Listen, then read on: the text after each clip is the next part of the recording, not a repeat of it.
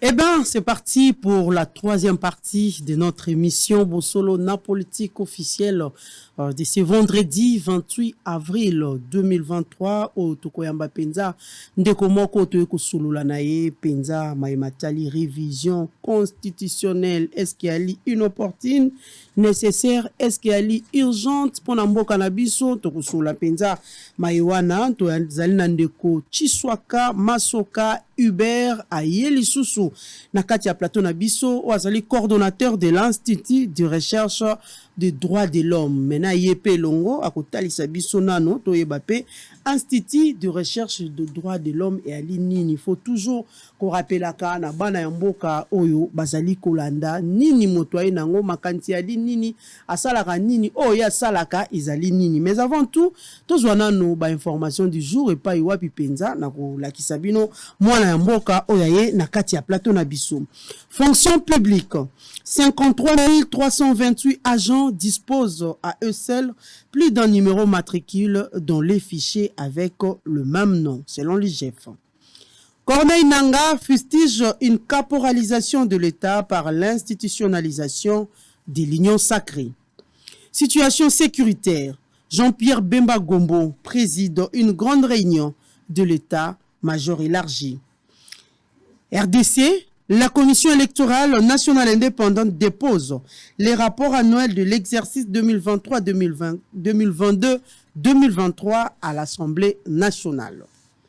Situation sécuritaire en RDC. Le FMI s'engage à accompagner l'armée dans la priorisation des dépenses militaires. La Cour constitutionnelle rejette la requête d'inconstitutionnalité de Jean-Marc Kabound à Kabound. Marche de l'opposition, les organisateurs saisissent officiellement l'hôtel de ville de Kinshasa. Assemblée nationale, les ministres de la Santé interpellés sur le recette généré par le test Covid-19. RDC, près de 51% de femmes sur le 45 millions d'enrôlés selon la Commission électorale nationale indépendante. Maniema, la société civile décrète une journée ville morte pour s'opposer au cantonnement des éléments du M23 à Kindu. Voilà tout pour les informations du jour. Très chers téléspectateurs, vous êtes nombreux. Bandeko bako Olanda biso, tozukutu déjà na photo, bandeko bali na ngambo ya Kisangani balobi, nous sommes là branchés devant la télévision Bosolo na politique Bosolo télévision. Bandeko pe boali belé boali kolanda biso boali na Katanga. Topesi bino merci beaucoup. Boali na Congo central, bandeko bozali kolanda biso bozali na Grand Bandundu. Bana ya Maniema nyonso, bana Équateur, bana ya Kasai, bana ya Sankuru, partout où vous êtes, topesi bino mbote mingi bandeko banso boali kolanda biso boali na Haute-Ouele, boali partout boali penza na bisika ebele na ba fin fond nyonso ya République, topesi bino mbote. Tobosani pete bana ya ville province ya Kinshasa, ba komi nyonso ezali na kati ya Kinshasa, topesi bino mbote mingi. Toali na ndeko ndenge na lobaki na ebandeli mwana mboka Hubert Chiswaka Masoka oazali coordonnateur de l'Institut de recherche des droits de l'homme oaye penza lelo lisusu na kati ya Bosolo na politique officielle pour to solo la penza atalisa penza mayoyo eko sala pe makelele mingi ya loi tiani ozaki porté par l'honorable Ntingi Pouloulou au ba présentaki l'Assemblée nationale pour ce mois de mars. Mwana mboka Hubert Chiswaka boye imalam na kati ya Bosolo encore une fois de plus. Bienvenue. Merci mingi Mamelo. Na sepeli ndengi na yemba la mibale poto cela makambo o etali mboka lelo tokozongela ko éclaircir population na biso sur makambo o bazali kolobela mingi loi chani na comprendre mbala ya suka o na yaki awa batu mosusu basilikaki yango na lobi te, il faudrait na kende koyebisa bango comment ça évolue. Yango na memili bango ba information auto discuter awasiko. Bato ba sepelite po balobi likambo ngo alua tianye eko kabola katanga.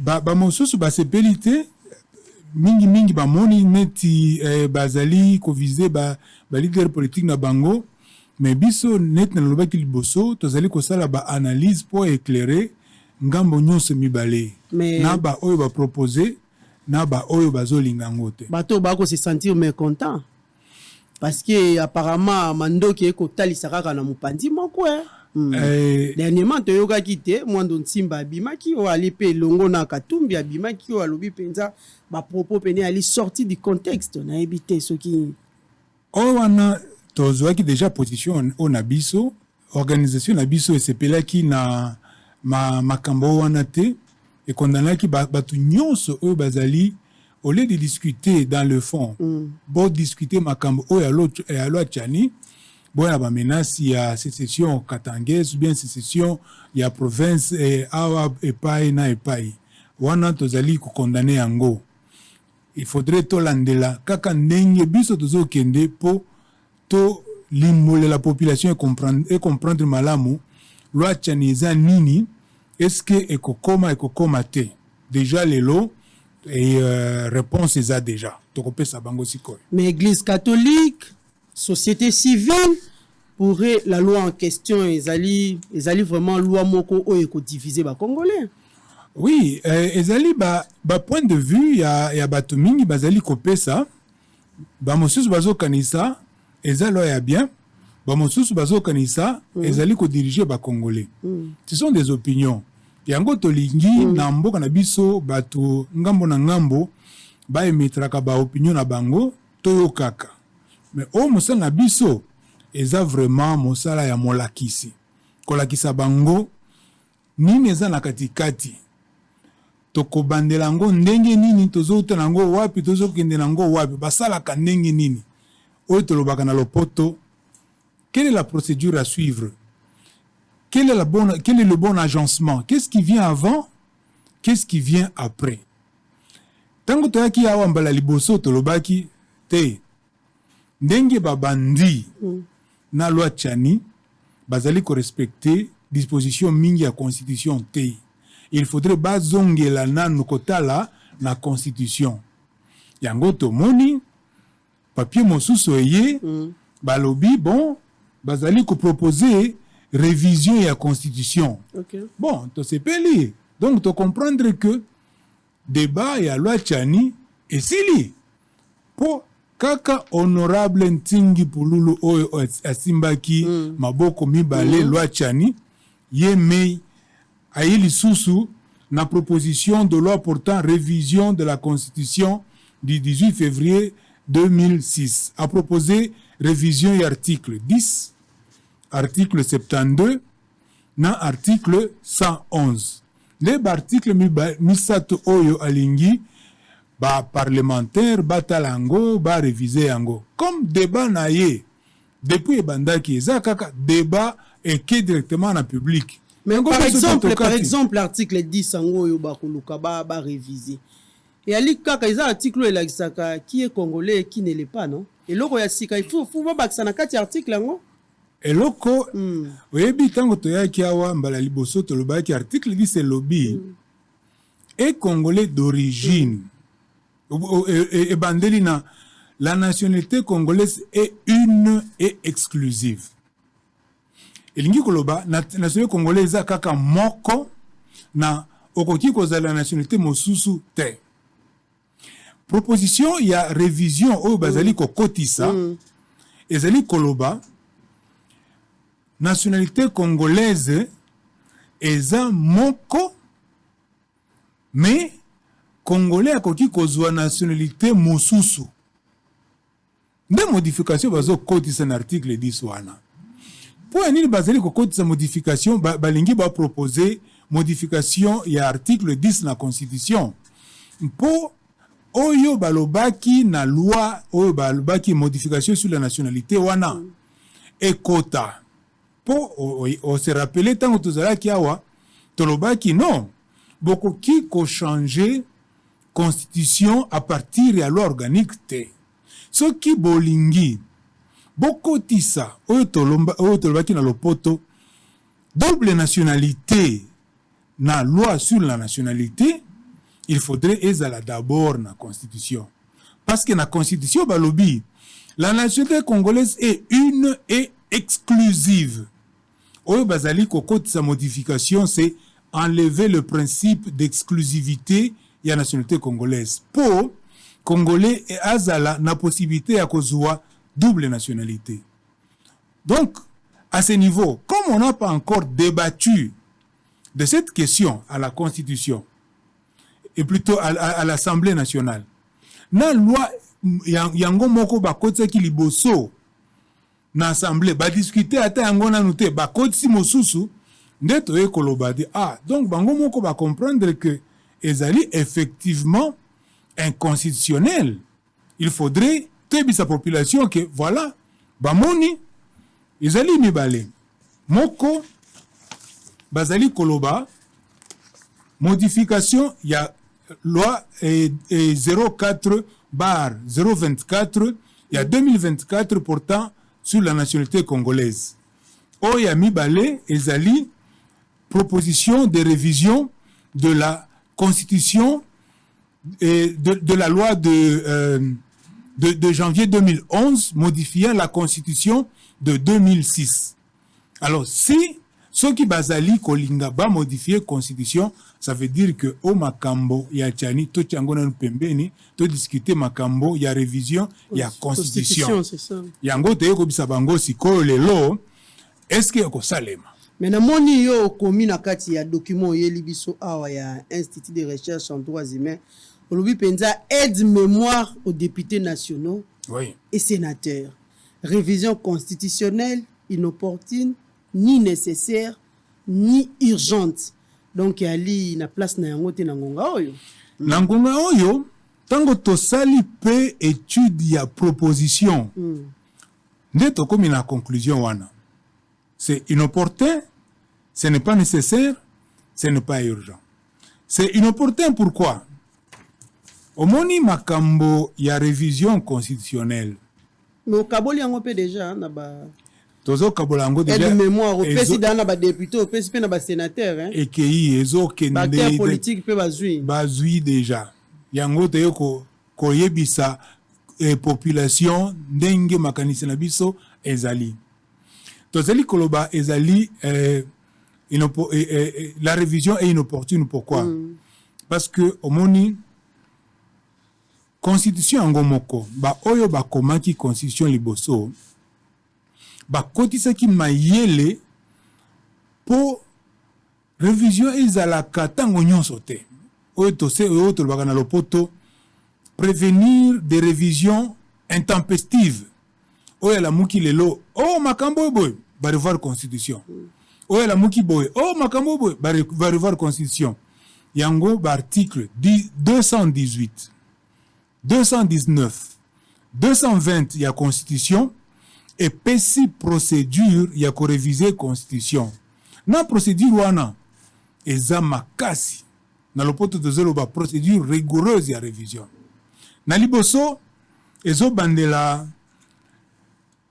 initiative nani azali na initiative ya révision ya constitution yango tozali kotanga na article 218. Ce n'est pas n'importe qui peut venir proposer la révision constitutionnelle. À l'article 218, on consacre l'initiative de la révision constitutionnelle concurremment na président de la République. Gouvernement, ceux qui va délibérer en na conseil des ministres. Chambre, il y a parlement, donc soit assemblée nationale, na Sénat, bango nyonso baki kosala yango, mais condition ezali bazala moitié ya ba membre. Soki na assemblée balingi basala révision en constitution, il faudrait bazwa moitié ya assemblée bandima révision en constitution wana. O ya suka soki citoyen netinga boina libi non nazana idée na ngai il faudrait qu'on revoir constitution. Constitution le bi na la pétition na réunir 100 000 signatures. Ceux qui ba congolais 100 000 bandimi nde toke la ba signature la biso wana tokende ba kende refuser. wana ezali po ya initiative. Donc ezali kolakisa que pour parvenir à réviser la constitution, ceux qui papa député Pouloulou alingaki il faudrait obtenir la moitié de l'assemblée. Oh, ceux qui ezalaki docteur Tchani asalelango na cité, il fallait réunir 100 000 signatures. OK. Makamali ya liboso condition et outil na article K 218 wana. Il faudrait avoir la majorité absolue des deux chambres. En plus, il y a initiative, il faudrait avoir le vote de la majorité absolue des deux chambres. Donc, okoki kaka kokendenango non bon parlementaire voter dit non, il faudrait que ça soit en majorité absolue.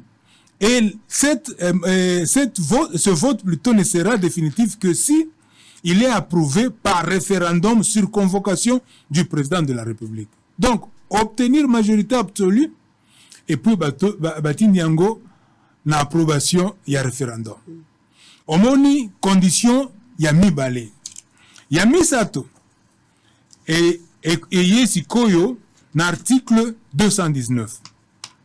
L'article 219 est lobby quelque part, vous ne pouvez pas revoir la constitution pendant l'état de siège.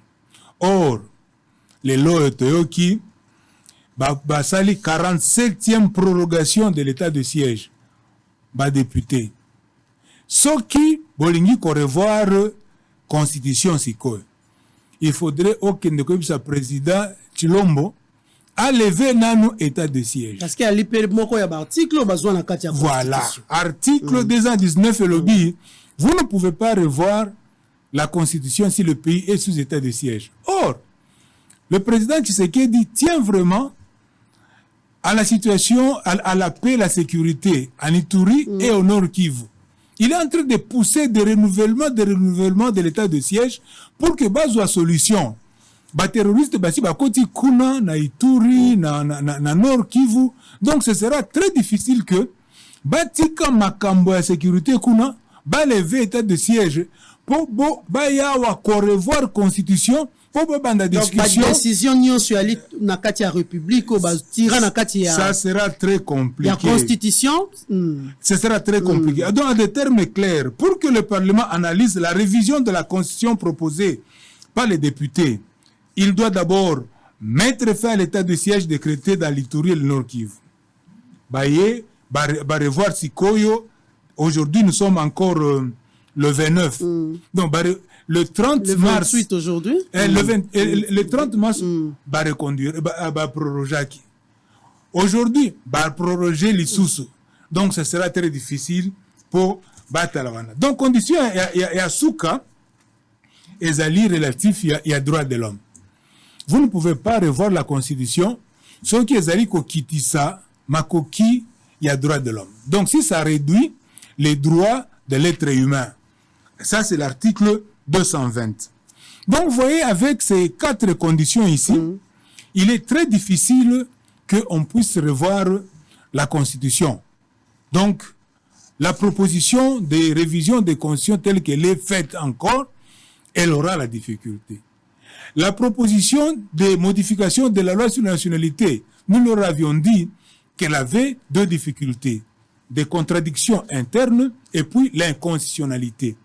Balingaki va conformer à la constitution en proposant à ce que to revoir constitution ne yango na ebisi na yeko ebisa bango lelo et kozala vraiment très difficile. C'est comme on mboka Hubert Chiswaka, c'est vrai, c'est difficile mais matali révision ya constitution vu ba décision nyonso ezoma na mboka o ezali na kati ya constitution ezande titoko sala sous marche arrière ezande titoko perdre sous makambo belé pour la République, surtout par exemple makambo etali état de siège ndengo lobi na kati article, surtout que cette décision elle repris na kati ya constitution il y a République. Et maintenant ce qui na niveau maintenant, qu'est-ce qu'il faut faire?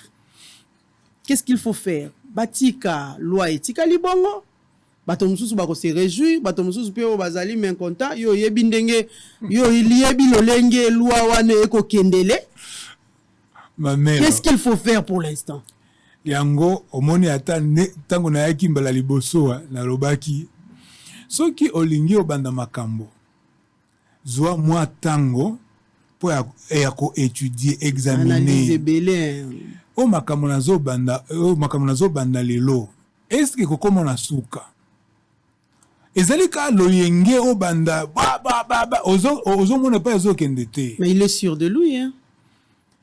C'est tozolakisa tingi yoyo atiki akoti na makambo ya révision constitutionnelle sikoyo nde esika makambo ebebi mpenza isusu tingi pululu ye moko asalisaki ye mpo bazwa loi wana batia yango na assemblée apporte yango na kati ya assemblée nationale amoni ke non eza difficile mpo eleka tozaki soka débat baide ye moko akonstate o makambo bato bazoloba eza vrai hein? Biloko to vraiment tosimbi eza inconstitutionnel nde a proposé la loi portant révision de la constitution si kombo na ye moto akoti kuna bosiko totali lisusu oyo akotisi nde tosali lisusu olandeli yango lisusu tosali lisusu analyse o mosala ya biso eza kaka baétude tozali centre ya étude tosali étude tomoni ata oyo akotisi eza kaka poto ye motu nde akokanisa te biloko nyonso tozopropose emoni neti ekosimba te décision eza epa na bango biso débat esili mpenza décision ekouta epai na bango loi ekoleka to ekoleka te l'autre fois oyebisaki ngai te bakoya awa na débat contradictoire nayebisi yo mamelo bakoya te yo lobi te bosolo awa ezalaka polele bakoya débat contradictoire est-ce que omona bango bazongeli makambo wana awa nde différence otalaka tango bajuriste bazali koya biso bajuriste toyaka na bapapier soki toza discuter nazolakisa yo papier tala o papier balobi boye tala na papier oyo bakomi boye bango bayaka na papier te bazali koya koloba azali koloba non nga natangaki nakendaki na poto naza mayele me bazali kotala bapapier te nde yango tozali ka korapele bango papa bosala devoir bien boya lisusu mais visé à nini selon vous tingi apporté après ekosenga révision en constitution visé à nini yo moni bazwi déjà ba bénéfice makambo tokotika yango ata sikoyo me bango bazwi déjà ba bénéfice ndeti nini ba bénéfice oyo komona mamelo ozomona te mais ils sont devenus très célèbres. Tout le monde au Congo parle de Tchani et de Tingi Pululu. Ils sont très célèbres. Les loyaux, ceux qui vont poser ma candidature, Bangomi Balé Bakoleka. Déjà, 21 000 bas et bandits déjà à partir de janvier 2024. Yo, ozomo nangote. Tiens la présidence. Wana le cas du Félix. Acha la présidence. Te kuna si asal yemo kasi amoni kuna mweza te. Bato akofusa bakaki la présidence bazo meka bazo bunda sikoyo bazo basali réunion awa réunion ata lobi si ba musu bazo sala ba réunion na Kisasa po akolakisa force de muscle. Yo moni parti na bango basali et mobilisation. Te, calcul na bango eza 21 000.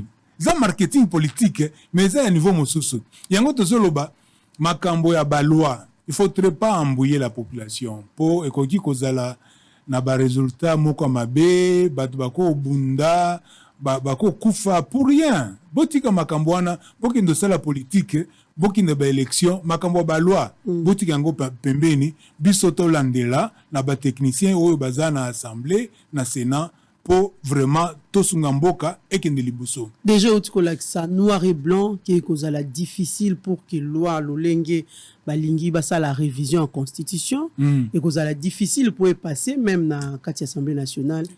Bon ceux qui na qui dit bah ça passer na éviter ceux qui béati soit quoi sous ko belela mamelo loi po eleka ata ya ndenge nini il faudrait ezala ata semblant ya vérité na kati o boye ekomona noir sur blanc boye ekoleka ndenge nini tala condition très simple moto ya nzela donc il faudrait d'abord convaincre Tshisekedi atelemisa état de siège pour babande la révision ya constitution babisa Tshisekedi tika makambo na yo ya état de siège ya Ituri na Nord Kivu wana bamilitaire wana baza kuna bagouverneur militaire bazonga na Kisasa bocha bamilitaire civil ndeto bandela ni révision constitutionnelle.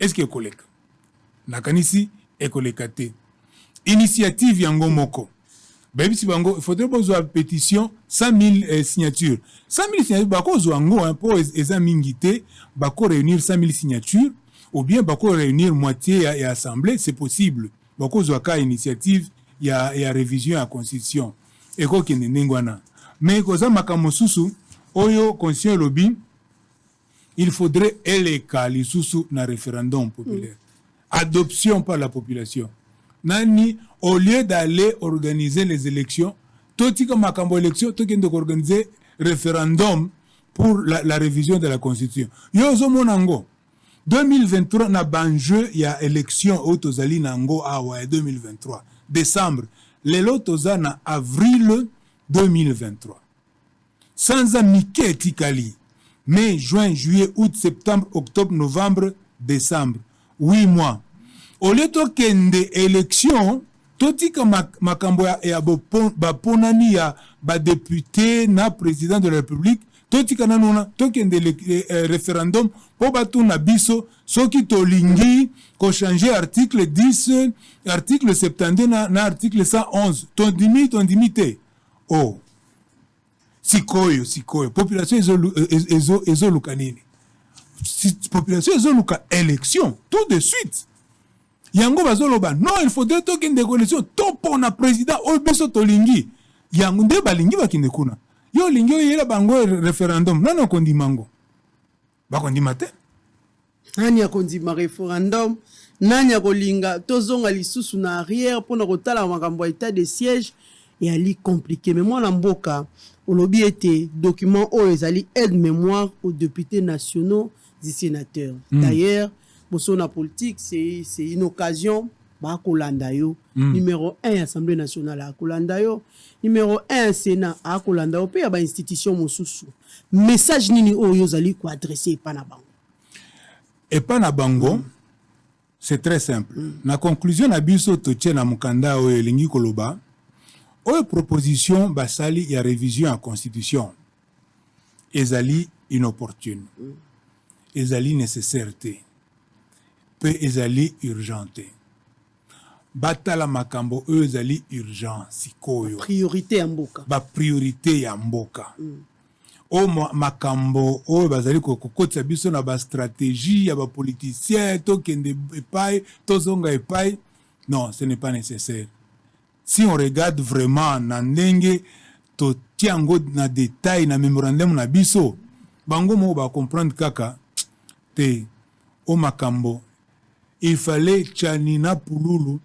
bazo avocat basala ba étude préalable avant ba nango il fallait basala kuna à l'assemblée batika kaka laissez tomber voilà merci beaucoup mwana mboka Hubert Chiswaka metoko kabwana te sans pour autant oyo sabiso nanu l'état actuel ya situation ya droit de l'homme na kati ya mboka na biso République démocratique du Congo sous Félix Tshisekedi na différence ça la différence wana na époque ya Kabila il y a deux choses à relever. Omoni Kabila asalaki déjà 18 ans. Na ebandeli batu basepelaki na Kabila oh bon ndenge babomi mzee bon OK Kabila ye tokende mbangu et babaki mzee to baso banani et puis oyebi contexte ya liwa ya mzee na 2001 ezalaki non loin na guerre oyo Rwandais bande osa deuxième guerre ya 1998 oyebi Rwandais bamekaki kozwa avion bake kitona awa na Congo po bakota na Kisasa. Alors c'était dans ce contexte là la population avait encore à l'esprit menace ya Rwandais basepelaki mingi Kabila Koti population basepeli asilisi bitumba ya répartition ya Congo.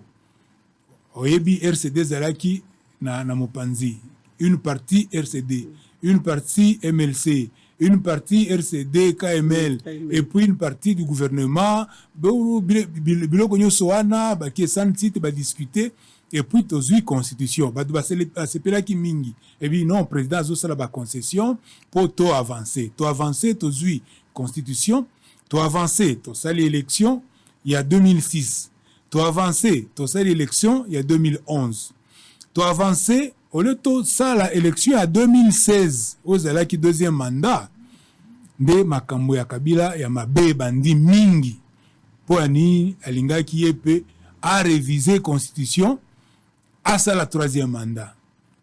Complication. Na deuxième mandat na wana 2010 basalaki makambo susu ya mabe penza na po ya bato ya droit de l'homme zalaki liwa ya Floribert Chebeya na disparition ya kora Fidel Bazana tilelo Bazana to ebite soki eza wapi chola na mai azika na acide to ebite ezali tozo de la kaka et Fidel et Floribert Chebeya tokundaka e awa na Kisasa wana ezalaki grave violation des droits de l'homme. Et puis vers la fin de son régime ezalaki répression ya ma manifestation mingi répression ya ba sango opposition ya mingi ezalaki répression des civils Basango, activiste de droits de l'homme, pro-démocratie. Vous vous souvenez, il y a mort, il y a Rossi, Chimanga, l'arrestation, puis la société civile. Société civile, et puis politiciens mingi bakota boloko ba Frank Jongo ba beta bango ba muyamba ba kota ba prison ba katubi ba kima nani tout ça alors ça faisait un mauvais situation en droit de l'homme. Tshisekedi abandi bon batu nyonso na babima ba boloko Mandansemi général colonel Kapend Edi Kapend abimi donc batu ba sepe ba muyambo babimi ba boloko et puis ba manifestation sikoyo ozo mona ba manifestation politique ezali ko salema mingi seulement jusque là on n'a pas enregistré le même degré le même degré de violation qu'on avait enregistré sous le régime de Kabila. Jugement à cause de la biaisée. Pour Waneza 18 ans, Ozali 4 ans. Ceux qui a sali 8 ans, tant que monsieur a collé kawana kuna. Donc total na nundenge zalo kende. Mais awa na premier mandat, ba violation ezali mingité neti sous le régime de Kabila. Ba lobby détournement de l'équipe. Kaka ba chiffre nde vraiment. Kambo ba chiffre. Kaba million. Ba révélation IGF en tout cas misali soir. Vraiment. Problème lisous. IGF azoloba ezali kana kati kuna. Et puis bon, o makambo IGF azali koloba. Ezali makambo Tebango kala depuis des années ba fonctionnaires fictifs baza mingi baza na réseau mafieux protégé par ba ministre par ceci par cela des avantages à régime oyo yazobimisa bomoni IGF azali ko sala mosala oyo population ezali ko apprécier sous le régime de Kabila IGF bando sala te ezali nde aner biso ba droit de l'homme to sala boye to kemba omoni mutu moko bande obenga na kotaya komolete amonisa biso passe sous le régime de Kabila po makambo ya aner ezalaki vraiment compliqué. Donc awa il faudrait droits économiques et sociaux, donc social à la population, mai, moto et hôpital, route ba route ezate courant ezate mai ezate nde kuna ba violation des droits de l'homme ezali mingi. Les services publics de l'État, policiers vraiment très compliqués. Ceux qui ont moni na balabala policier, ont moni vraiment binemi na yo. Donc il faudrait que le service public de l'État va améliorer des graves violations. On ne peut pas y avec tout ce qui est comme tracasserie aussi. Voilà, c'est la conséquence des dégradations de la situation sociale. Ceux qui battent bazoliate, bana bazo ki manzala na nani na ba famille bango bazo kende na balabala misale réalité misale réalité babandi ba misale réalité baboti misale réalité bana bakoti mingi na banditi des problèmes. Donc il y a beaucoup plus de considérations sociales. Donc ce sont des droits sociaux et économiques qui prévalent sur les droits civils et politiques. Sur les droits civils et politiques, tout le monde est battu. Bazolo ba mingi mingi ba journaux et comme trop ba télévision ndeto lo baté. Donc là-bas les libertés publiques bazo respecter, mais les droits économiques, sociaux et culturels wana est comme un problème. Voilà, merci beaucoup à vous Maître Hubert Chiswaka Masoka tokomi penza na suka ya masoka na biso wana mboka maloba epai na yo message na ba congolais banso ba kolanda yo. Heureusement que les Congolais bazali très patients, bazali kolanda. Nayoka ki tango nalekaki mbala liboso balobaki nayeko kata loi chani nga nayeki okata loi chani te. Nayeki koyebisa bato oyo bazosone loi chani balanda mibeko ya rédaction ya ba loi. Sikoyo pululu akie kobimisa ole azwa eloko na yona azongeli na révision ya constitution. Toye lisusu éduquer OEP, ça a très peu de chances de passer. Il faudrait que la population soit éveillée, surveillée. On ne peut pas réviser la constitution à tout moment. Téléspectateurs nous c'est à bossolo na politique, nazali très content. Ngape na mon net na komi régulier na bossolo. Donc ceux qui makamosu, ceux qui poulou aleki, ceux qui ezabete na koleka lisusu. Soki chani aye na ide mosusu soki za bien te na koleka ka lisusu. Faut senga bango débat contradictoire. Yo vandi wana pour vandi wana comme ça pour lo yebisio pourquoi ngana lobby ba article misa to ba réviser en constitution. Yo peut lobby pourquoi il faut ba réviser en parce que eko bongo la pe makambo ebele. Eko za la difficile. Yo ebi ndenge bazo salat. Soki au contredire bango ba tomboki allez bon. Bakei bakondimate débat contradictoire po biso eza nde mikanda bango bazali koloba de mémoire sans référence biso tozo cha pièce contre pièce. Voilà, merci beaucoup. Pièce contre pièce, nous sommes vraiment arrivés à la fin de cette émission. Nous disons merci beaucoup à Maître Hubert Chiswaka Masoka. Merci beaucoup, Mamelo. Bon début de week-end chez vous. Merci à vous aussi. Merci, au revoir aussi à tous nos très chers téléspectateurs. Au revoir, Bossolo.